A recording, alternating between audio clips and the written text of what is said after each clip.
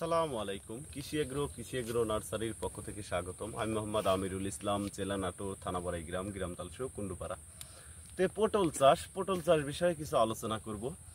আর আপনাদের কাছে অনুরোধ, আমার এই ভিডিওটি অবশ্যই একটি লাইক শেয়ার করবেন। নতুন যারা অবশ্যই প্লিজ ফলো দিবেন, কারণ এটা বাড়িটু জাতের লম্বা পটল। এই পটলটা সর্বোচ্চ ধরন তো বেশি হয়। বর্তমানে অন্যান্য পটলের সাথে এই পটলটায় সর্বোচ্চ লাভজনক ফসল এই বাড়িটু জাতের লম্বা পটল।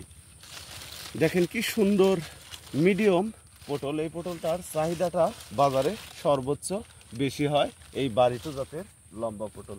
কি সুন্দর এই বাড়িটু জাতের পটল ধরে, দেখেন সেটা চোখে না দেখলে আসলেও বিশ্বাস করার মতো না।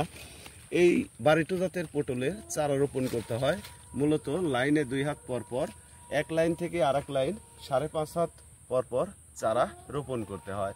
তো এই বাড়িটু জাতের পটল মূলত উঁচু জমিতে আপনারা চাষাবাদ করবেন। যে জমিতে বন্যার পানি বা বৃষ্টির পানি ওঠে না বা বেঁধে থাকে না, বৃষ্টি হলে সাথে সাথে পানিটা নেমে যায়, এমন জমিতে আপনারা বাড়িটু জাতের পটল চাষাবাদ করবেন, তাহলে ভালো লাভবান হইতে পারবেন। এই পটলটা ওজনের দিক দিয়েও সর্বোচ্চ ভালো এবং ফলনের দিক দিয়েও সর্বোচ্চ ভালো। দেখেন সমস্ত জমি যেমন ফুল আসছে তেমন পটল ধরেছে এবং পটলের ফলনটাও সর্বোচ্চ ভালো। আর একটা সুবিধা হচ্ছে এই বাড়িটু জাতের পটলে কোনো ধরনের পরাগায়ন করতে হয় না।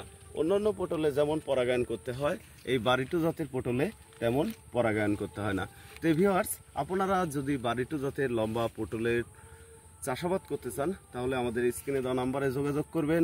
আর আপনাদের কাছে অনুরোধ, ভিডিওটি অবশ্যই একটি লাইক, শেয়ার, সাবস্ক্রাইব করবেন। আসসালামু আলাইকুম।